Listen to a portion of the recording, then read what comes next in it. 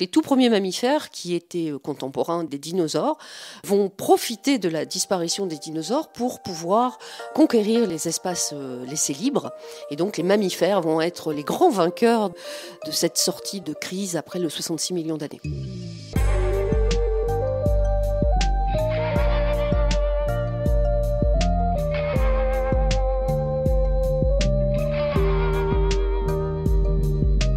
Bonjour à tous. Sylvie Crasquin est paléontologue, spécialiste des microfossiles et aussi des extinctions de masse. Pour cette nouvelle série d'épisodes, nous avons vu les choses en grand, en long et en large. L'idée de base est de raconter les 5 grandes extinctions de masse. Vous avez sans doute entendu dire, ici ou là, que nous serions actuellement dans la 6e extinction de masse.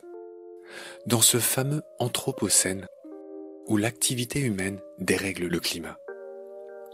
Certains préfèrent parler de Capitalocène, d'autres de Pyrocène à cause des méga-feux.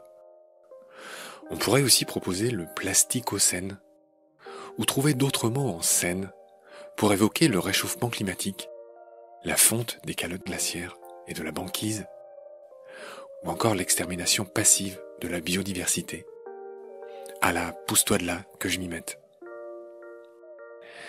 Avant d'aborder les grandes extinctions du passé, les premiers épisodes de cette nouvelle série sont faits pour vous donner un contexte, des repères temporels, des notions importantes, pour bien comprendre chacune de ces extinctions.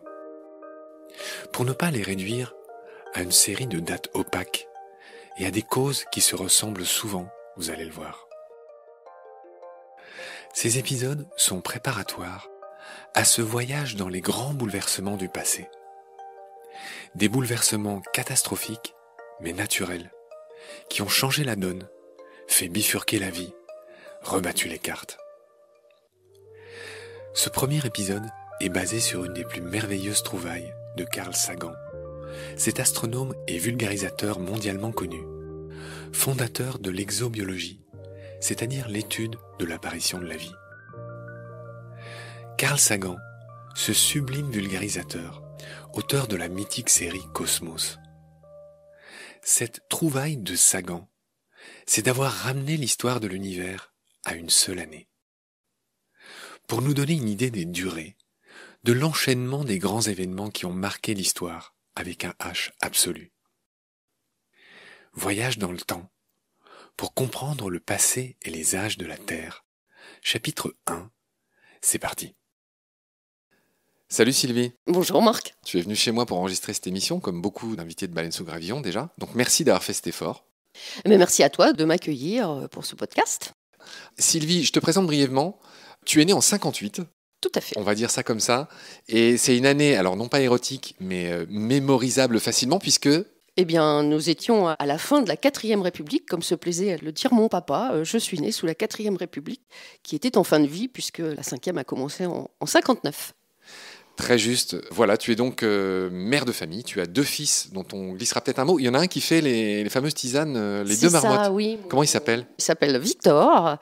Et donc, il est à Bons-en-Chablais et il travaille donc à la production des tisanes aux 2 marmottes. D'accord. On le salue, Victor, bien sûr. On va dire le prénom de l'autre quand même. Ah oui, il s'appelle Pierre Valentin et il est chef de projet en informatique à Nantes. Très bien. Sylvie, on le dit tout de suite, tu es une grande spécialiste de paléontologie. Tu as fait 2 thèses sur la question. Tu es aussi une experte de l'évolution à travers les âges, on va dire ça comme ça. Sur quoi portaient tes thèses en 2 mots ? Alors les thèses que j'ai faites, je les ai faites à l'université de Lille, puisque je suis originaire du Nord. La première portait sur les ostracodes. Alors les ostracodes, ce sont des microcrustacés marins. La première thèse portait sur les comparaisons sur ces organismes au Carbonifère, c'est-à-dire il y a 300 millions d'années, entre l'Ardenne et la cordillère nord-américaine au Canada. J'ai eu la chance de faire ma thèse au Canada, c'était absolument génial. Dans une cabane ? Non, pas dans une cabane, mais sous la tente, dans des conditions parfois un peu athlétiques. La deuxième, je l'ai faite dans le massif armoricain. Je finis de te présenter. Tu es la directrice du CR2P. Ouais. Qu'est-ce que le CR2P? Alors, c'est le Centre de recherche en paléontologie Paris, qui est un laboratoire exclusivement dédié à la paléontologie. Donc, on est le plus gros laboratoire en Europe en termes de personnel. Et de budget?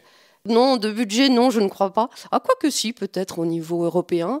Nous avons 3 organismes qui mettent à disposition du personnel. Le Muséum national d'histoire naturelle, Sorbonne Université et le CNRS. Moi, personnellement, je suis personnel CNRS. Je suis directrice de recherche au CNRS. Donc 3 tutelles, ça veut dire que les gens sont payés par ces 3 organismes? Absolument. Et ces 3 organismes nous donnent des crédits pour pouvoir faire fonctionner le laboratoire, ce qui est quand même fondamental. J'ai lu aussi que tu dirigeais, ou en tout cas que tu faisais partie de l'équipe PAL-PAL. Oui, alors au CR2P, il y a 3 équipes qui regroupent en fait des thématiques différentes. Donc l'équipe PAL-PAL, c'est paléobiodiversité, paléo-environnement. C'est un ensemble de scientifiques qui travaillent sur ces thèmes de paléobiodiversité et de variation de paléo-environnement au cours du temps. Donc on est à des échelles de temps très variables. Alors il y a une autre équipe qui s'appelle phylogénie des métazoaires, c'est-à-dire l'étude des relations de parenté entre les métazoaires. Les métazoaires, c'est les animaux complexes. C'est les animaux complexes, exactement. Et la 3e équipe s'appelle Phospho, forme, structure et fonction. Ce sont essentiellement des gens qui travaillent sur les vertébrés. Et en particulier, on aura l'occasion d'en parler dans ce podcast, c'est les retours à l'eau, par exemple, les animaux qui vont quitter l'eau ou ceux qui vont revenir à l'eau. Oui, comme les tortues ou les cétacés, Exactement. par exemple. Sachant que toi, tu es une spécialiste, encore une fois, tu es une micro-paléontologue, tu t'intéresses à des tout petits trucs qui sont inframillimétriques. Voilà, alors les fossiles qu'on étudie font environ 1 millimètre, ou un petit peu moins. Ah oui, c'est pas... C'est des microcrustacés, en C'est fait. moins sexy, je ne sais pas si tu as aimé ce mot, que les dinosaures, par Ah, exemple. mais c'est complètement. Qu'est-ce que tu aimes là-dedans? Quand j'étais en licence et en maîtrise, je rêvais de faire des études plus poussées sur les trilobites. Excuse-moi Sylvie, rappelle à ceux qui nous écoutent ce qu'est un trilobite. C'est un arthropode qui est formé de 3 lobes, de l'avant vers l'arrière, donc un antérieur, un médian et un postérieur, et 3 lobes en latéral, donc un lobe médian et 2 lobes latéraux. Qui vivait quand et où? Ce sont des organismes marins qui ont vécu durant tout le Paléozoïque. Moins 500 millions d'années. Voilà, c'est ça, un petit peu avant et qui vont disparaître à la fin du Permien à 250 millions d'années. Les limulus ressemblent un peu, je trouve, aujourd'hui. Plus aux cloportes ou des choses Oui. comme ça. Mais Bon, voilà. arthropodes, c'est un peu... Voilà. Donc, ce sont des arthropodes. Donc, mon rêve, c'était de faire une thèse sur les arthropodes. Et mon chef de labo, quand j'étais en fin de maîtrise, m'a appelé dans son bureau et m'a dit « Madame, vous voulez faire des trilobites? Eh ben, vous ferez des ostracodes, c'est pareil, c'est des arthropodes. » Je n'avais jamais entendu parler d'ostracodes, je ne savais absolument pas ce que c'était. Et donc, il m'a donné toute une pile de bouquins pour que je découvre ce que c'était que ces petites bestioles. Et ben, c'est comme ça que j'ai passé toute ma carrière à étudier des ostracodes. Mais ça t'a passionné? Oui, bien sûr. Bah, c'est mignon, un ostracode, ça ressemble à quoi? Alors, ça ressemble à un grain de riz, à peu près. C'est un crustacé? C'est un crustacé, tout à fait. En fait, c'est une petite crevette. Mais au lieu d'avoir une carapace un peu molle qu'on enlève quand on le mange, c'est une carapace bivalve qui va s'articuler dorsalement et la petite bestiole, elle est à l'intérieur de cette carapace. Ça ressemble aussi un peu à des pistaches. Mon ambition avec toi, c'est qu'après nos épisodes, les gens se figurent mieux tous ces mots un peu compliqués, ces périodes un peu compliquées, le primaire, le secondaire, le tertiaire, que sais-je, l'âge de la Terre, etc. Et donc, fidèle aux habitudes de Baleine sous Gravillon, j'aimerais qu'on commence par vraiment la base de la base, c'est-à-dire l'âge de l'univers et l'âge de la Terre. Sylvie, quel est l'âge de l'univers ? Donc, aux dernières estimations de mes éminents collègues, on serait à 13,8 milliards d'années. Le fameux Big Bang, si un jour on vous demande, c'est 13,8 milliards d'années, c'est le début du cosmos, c'est le début de l'histoire avec un énorme H. Et on va donner un autre point de repère essentiel, l'âge de la Terre. Ce serait 4 milliards 550 millions d'années. 4,5 milliards d'années, c'est-à-dire quand même pas loin des 2/3 après l'origine de notre cosmos, de cet univers, comme j'ai lu dans certaines BD que j'adore. Enfin bref, 4,5 milliards d'années. Alors, avant de continuer, je voulais me faire plaisir. J'ai noté les estimations de l'âge de la Terre au fur et à mesure de l'histoire, on va dire, récente. C'est-à-dire ce que pensaient nos savants de chaque époque. Et j'ai lu qu'au XVIe siècle, quelqu'un comme Kepler, énorme astronome, Kepler, il pensait que la Terre était âgée de moins 3993 années avant Jésus-Christ. Donc voilà, c'est un premier truc intéressant. En 1650, l'archevêque James Ussher, qu'on imagine britannique, estimait que la Terre était née le 23 octobre en 4004 avant Jésus-Christ à 21h. C'est très précis. Très précis. Au XVIIIe siècle, évidemment, on s'améliore un peu. Un certain Halley, qui a laissé son nom à cette fameuse comète de Halley qui revient, je crois, tous les 76 ans, caresser notre atmosphère. C'est pas exactement le cas, elle passe très loin de nous, mais bref, toute cette comète récurrente qui revient. Halley a établi que la Terre avait 2 milliards d'années, et pour le coup, il a eu un raisonnement assez intéressant. Il est parti de la quantité de sel dans les océans, et il a calculé le débit des fleuves, et donc de tous les minéraux qu'apportaient les fleuves, et tout ça. Et donc c'est grâce à ça qu'il a fait une des premières estimations, on va dire, plus réalistes que les autres, avec cette histoire de sel dans les océans et de débit de fleuves. Il est arrivé à 2 milliards d'années. Notre Lamarck national, il était vraiment pas loin du compte. Lui, il estimait que c'était 4 milliards d'années. Quand Buffon, qui était son contemporain, c'était beaucoup plus planté. Pour lui, c'était moins 74 000 années. Il faut dire qu'à l'époque, il y avait encore les histoires de Dieu, de religion, qui troublaient un petit peu le jeu. Au 19e, le fameux Lord Kelvin, qui a laissé son nom à cette échelle de température en physique. On n'utilise pas les Celsius en physique, on utilise les Kelvin. Lui, il pensait que c'était 400 millions d'années, donc il était loin du compte aussi. Et c'est Becquerel, notre Becquerel, qui, en se basant sur la radioactivité, a établi l'âge à peu près de notre Terre, donc on vient de dire 4 milliards d'années et demi. Becquerel, bingo, on a envie de dire, qui a établi ça, je crois que c'était au 19e, Becquerel. Donc c'était intéressant de voir que cet âge de la Terre a donné lieu à des théories assez intéressantes et pour le moins rigolotes. Sylvie, si tu es d'accord, je voudrais reprendre quelque chose que tu as fait très intelligemment dans un podcast du MNHN. Je voudrais qu'on se figure l'échelle des temps, les âges géologiques de la Terre, et en l'occurrence de l'univers, en se basant sur celle de Carl Sagan, qui est un astrophysicien états-unien, un des plus grands vulgarisateurs de tous les temps, qui, pour se figurer l'histoire de l'univers et celle de la Terre, a donné une année. En fait, il a résumé l'histoire de l'univers à une année. Donc le 1er janvier à minuit, c'est le Big Bang, et le 31 décembre à minuit, c'est le présent. Et donc, suivant cette manière de se figurer les choses, donc je l'ai dit, naissance du cosmos le 1er janvier, les premières étoiles seraient apparues donc le 2 ou 3 janvier. Les premières galaxies le 10 janvier. Et le 12 mai, chère Sylvie, qu'est-ce qui se passe ? Donc c'est la formation de la Voie lactée avec sa forme en spirale. Excellent. Le 2 septembre... Donc c'est la naissance de notre système solaire au sein de la Voie lactée. Voilà. Et l'événement suivant, le 9 septembre... Donc en fait, on se situerait aux alentours de 4 milliards d'années. Ce serait l'apparition de la vie sur Terre, en fait les premières traces d'apparition de la vie sur notre planète. Donc si l'univers naît le 1er janvier, là c'est quand même un événement important, la vie sur Terre apparaîtrait le 9 septembre. Voilà, ça c'est une date concrète, je trouve que c'est un bon moyen de se figurer les choses quand même. On voit que tout ça prend du temps. Début novembre, c'est l'apparition des premiers pluricellulaires. Là je vais un peu vite. Et puis la date suivante, tu vas à nouveau me dire ce que c'est vraiment pour le coup ta boutique, ta partie. Le 15 décembre... C'est l'explosion de la vie sur notre planète, où en fait on va avoir les premiers éléments de la biodiversité telle qu'on la connaît, et les bases de notre diversité actuelle vont être posées à ce moment-là, aux alentours de entre 600 et 500 millions d'années. Alors moi j'aime bien citer mes sources, je me suis basé pour trouver cette échelle que nous a offert Carl Sagan sur un blog du Monde qui a été écrit par Pierre Barthélemy, et je l'ai trouvé excellent parce qu'en fait il l'a actualisé.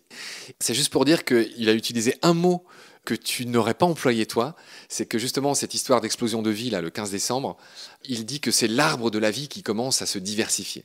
Mais toi qui es scientifique, explique-nous pourquoi il ne faut pas dire l'arbre de la vie. C'est-à-dire qu'en fait, cette notion d'arbre, c'est un peu trop rigide, avec un sens unique. Et finaliste. Voilà, c'est ça, finaliste. Donc on parle plutôt de buisson, c'est une évolution buissonnante à partir de cette évolution. On aura, je pense, l'occasion d'en reparler un peu plus tard dans le podcast. Quand je dis finaliste, c'est bien sûr... quand on dit finaliste, ça veut dire que quand on parle d'arbre, on a l'impression que ce qu'il y a au tout sommet de l'arbre, c'est l'homme. Et c'est ça qui est finaliste. C'est-à-dire que l'homme n'est qu'une espèce parmi toutes les autres, quoi qu'on en pense, quoi qu'on en dise. Et c'est pour ça qu'il vaut mieux parler de buisson. C'est-à-dire, en gros, il y a les espèces anciennes et puis les espèces actuelles. Il n'y en a pas une qui est au-dessus des autres. D'un point de vue scientifique. Absolument. Et l'homme est une espèce tout à fait quelconque par rapport à toutes celles qui nous entourent. Bon, ça, c'était bien qu'on le rappelle et que ce soit une scientifique qui le fasse. On continue cette énorme échelle de Carl Sagan qui permet de se figurer tous les grands événements de l'univers sur une année. On reste aux alentours du 15. Le 14 décembre, c'est l'explosion cambrienne. Sylvie, que signifie l'explosion cambrienne? On va avoir apparition de toutes les structures d'organisation telles qu'on les connaît actuellement. C'est-à-dire qu'on va avoir les animaux à squelette qui vont apparaître, on va avoir l'évolution de tous ces grands groupes tels qu'on les connaît actuellement. D'accord, donc merci pour cet éclaircissement. Donc juste, je précise que l'explosion du Cambrien, ça commence quand? Ça commence en moins 540? La vraie explosion, elle commence avant ça, elle commence à la fin du protérozoïque, avec les diacariens, avec des formes à corps mou, des formes qui n'ont pas de squelette, mais les premières vraiment traces de vie développées avec des organismes complexes, ce serait plutôt aux alentours de 600 millions d'années. Mais c'est vraiment à partir de 540 où là vraiment on va avoir l'explosion de la vie sur notre planète. Ce que je voudrais, c'est que ceux qui nous écoutent se figurent que moins 542 ou moins 541, c'est vraiment une étape très importante. En fait, c'est le début de ce qu'on appelle l'ère primaire, secondaire, tertiaire, etc. C'est le début du phanérozoïque. On va y revenir à tout ça, on va expliquer tout ça, ils vont comprendre. Mais juste voilà, les trois grands chiffres pour l'instant qu'il faut retenir. Moins 13,8, naissance de l'univers, c'est le Big Bang. Moins 4,5, naissance de la Terre, si j'ose dire, par effondrement d'une nébuleuse. On racontera ça dans une autre émission. Et je viens de le dire, pour moi, la troisième date vraiment importante, c'est cette apparition de la vie. Bon, moins 4 milliards d'années, c'est vrai que c'est important aussi, et moins 540 millions d'années, c'est le début de l'ère primaire, secondaire, tout ça, etc. C'est l'explosion de vie que tu as décrite, de ce buisson de la vie, ce qu'on appelle l'explosion cambrienne. Voilà, c'était juste pour faire un petit rappel à ce stade. Je continue cette comparaison qu'avait faite Carl Sagan. Donc là, on en était au 15 décembre. Toujours pareil, aux alentours du 15 décembre, l'apparition des premiers animaux que sont les éponges. Et là, tu voulais dire un mot sur le fait que ces animaux ont une sorte de rigidité. Absolument. Les éponges, en fait, sont des organismes qui ont déjà un squelette interne. Et l'apparition du squelette, ça va être une des grandes révolutions dans l'évolution de notre biodiversité, puisque ça va permettre de passer d'organismes qui sont plats, en forme de ruban, en forme de galette, qui sont posés sur le fond. Et ça va permettre à ces organismes de s'ériger, d'avoir une position verticale. Donc, les plans de symétrie des organismes vont complètement changer, vont complètement évoluer. Et donc, ça, l'apparition du squelette interne au départ, avant d'être, ou externe d'ailleurs, parce que c'est à peu près en même temps, ça va être vraiment une grande révolution dans l'évolution de la biodiversité. Ouais, c'est ces grandes dates-là qu'on essaie de donner avec toi.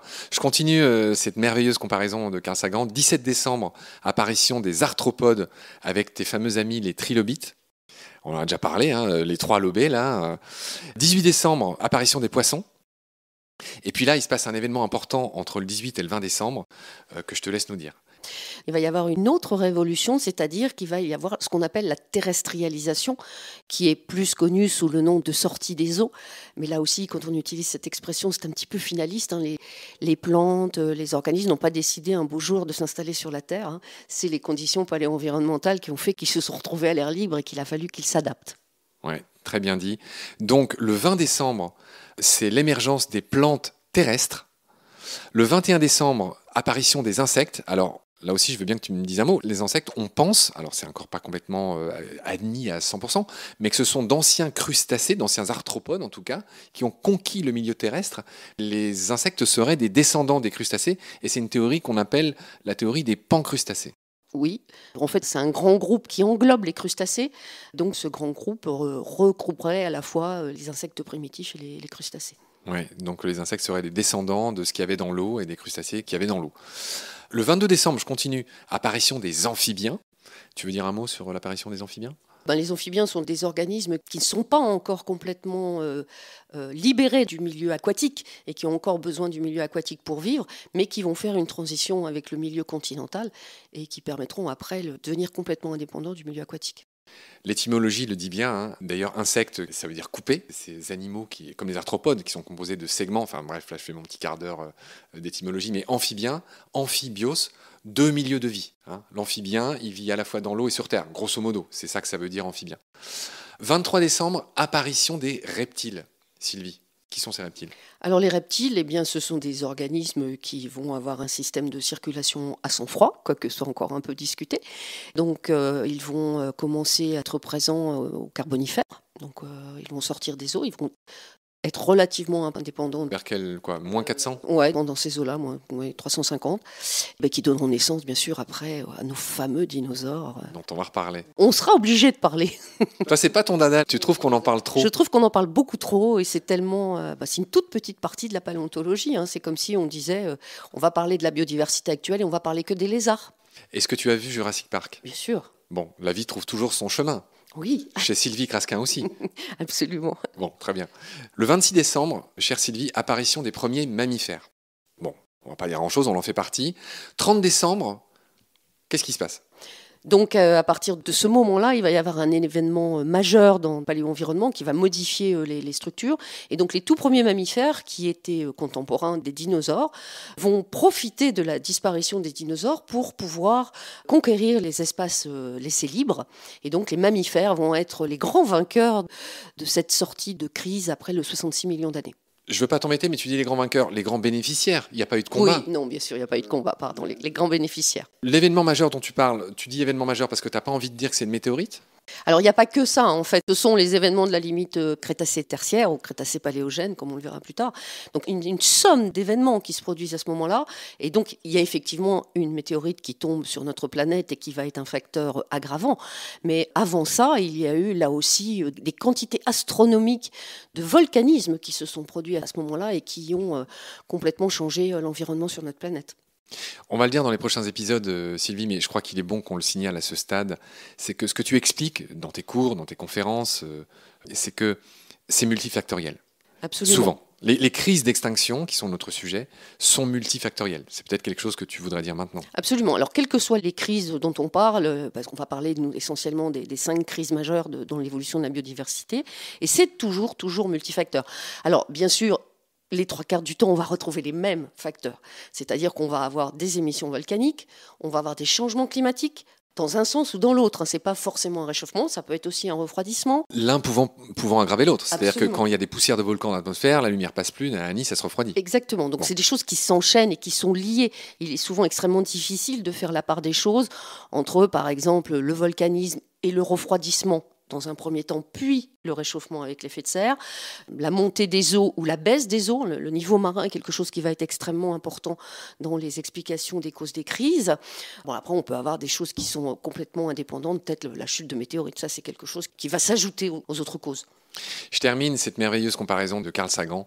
Donc on a vu un 30 décembre, bim, percussion d'un astéroïde. Bon, tu as dit qu'il y avait d'autres facteurs sans doute. À la suite de cet impact de météorite, c'est l'épanouissement, je ne sais pas comment dire, la conquête des mammifères. Et bien plus tard, de ces mammifères émergeront les premiers primates qui donneront nous autres. On va le voir. 31 décembre à 14h, c'est le plus lointain ancêtre des grands singes qui apparaît à 14h, le 31 décembre. Et ce même 31 décembre à 20h, la lignée humaine, Sylvie, se sépare des chimpanzés. Ça veut dire quoi? À moins 15 millions d'années, il y a la diversification des homininés, c'est-à-dire les gorilles, les chimpanzés et les hommes, qui vont se séparer des ponginés, c'est-à-dire les orang-outans. Et plus tard, à 7 millions d'années, on a diversification des hominini, c'est-à-dire les hommes, et des paninas, qui sont les chimpanzés. Donc là, vraiment, le début de la lignée humaine, ce serait aux alentours de 7 millions d'années. Et la lignée des homos, c'est aux alentours de 2,5 millions d'années. Et l'apparition d'Homo sapiens, c'est aux alentours de 300 000 ans. Bon, merci pour ce résumé de notre petit cas personnel. Je rappelle que le nom scientifique d'un homme, enfin tu vois, si on parle des chats, des oiseaux, tout ça, un homme, le nom scientifique c'est Homo sapiens. C'est ça. Notre espèce actuelle, il y en a eu d'autres, Ouais. qui en plus ont vécu concomitamment sur la Terre. C'est ce qu'on Ouais. peut lire dans ce brillant bouquin de Yuval Harari qui s'appelle Sapiens, justement, que j'invite tout le monde à lire, qui est, je trouve, brillantissime. Le nom des chimpanzés, chère Sylvie, c'est rigolo, c'est un nom, les scientifiques ont appelé les chimpanzés Pan, troglodytes dans le cas du chimpanzé commun, et Pan paniscus dans le cas du fameux bonobo qui est encore plus proche de nous que le chimpanzé commun. Mais j'ai appris en faisant des émissions de Nomen avec mon complice Pierre Avenas que ce mot Pan venait de la mythologie grecque parce que ceux qui ont nommé les chimpanzés Pan trouvaient qu'ils étaient facétieux, comme le dieu Pan, tu sais, avec sa petite flûte là et ses cornes de bouc, que sais-je. Et donc c'est pour ça que le chimpanzé s'appelle Pan chez les scientifiques.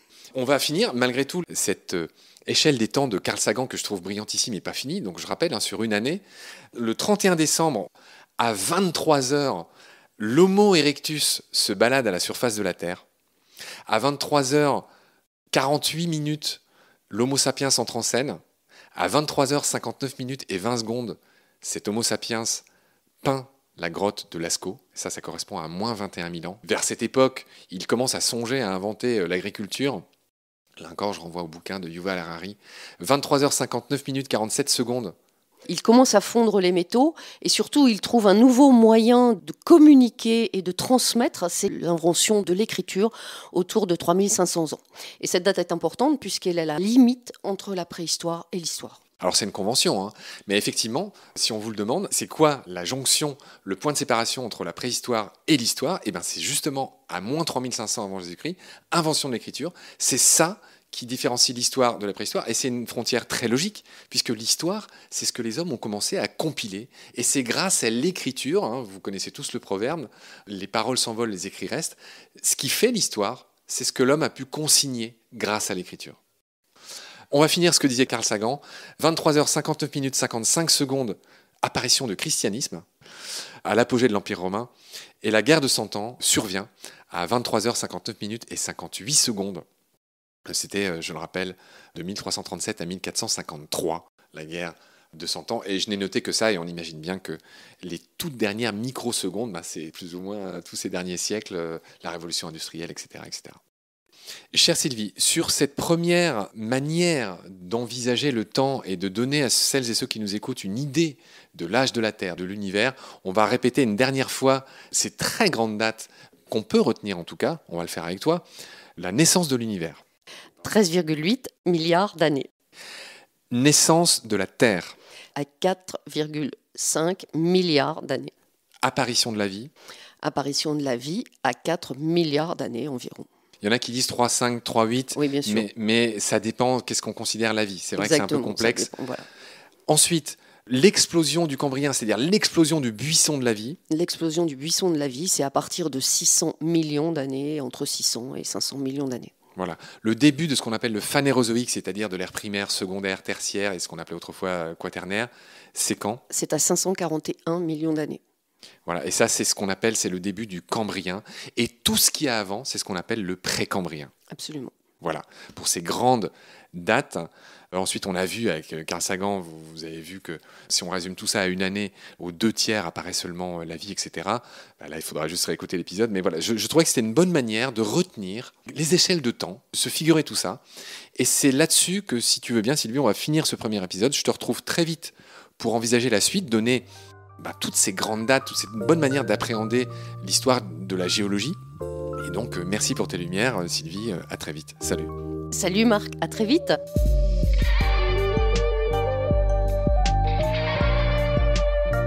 C'est la fin de cet épisode. Merci de l'avoir suivi. Baleine sous Gravillon a la chance d'avoir un premier partenaire, Derven, une entreprise de génie écologique qui partage nos valeurs, celle du respect du vivant. Mais pour continuer, nous avons aussi besoin de votre soutien,